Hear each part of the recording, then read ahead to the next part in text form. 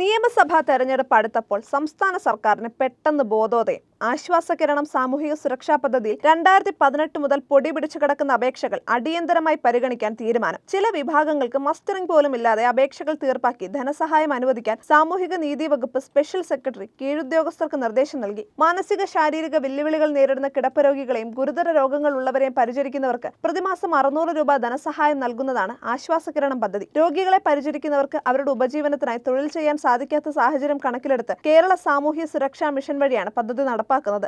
2018 April 1 മുതലുള്ള അപേക്ഷകരെ സ്ഥിരമായി നാഡീ സംബന്ധമായ വൈകല്യമുള്ള ഗുണഭോക്താക്കൾ, പ്രായാധിക്യം കൊണ്ടും മറ്റു ഗുരുതര രോഗങ്ങളാൽ കിടപ്പിലായവരുമായ ഗുണഭോക്താക്കൾ എന്നിങ്ങനെ തരംതിരിച്ച് തുടർ നടപടി സ്വീകരിക്കാനാണ് നിർദ്ദേശം. സ്ഥിരമായ നാഡീ സംബന്ധമായ വൈകല്യമുള്ള വിഭാഗത്തിൽപ്പെട്ട ഗുണഭോക്താക്കൾക്ക് മസ്റ്ററിംഗ് ഒഴിവാക്കിയിട്ടുണ്ട്. ഈ വിഭാഗത്തിൽപ്പെടുന്ന 2018 മാർച്ച് 31 ശേഷമുള്ള അപേക്ഷകരെ അടിയന്തരമായി പരിഗണിക്കാനും നിർദ്ദേശമുണ്ട്.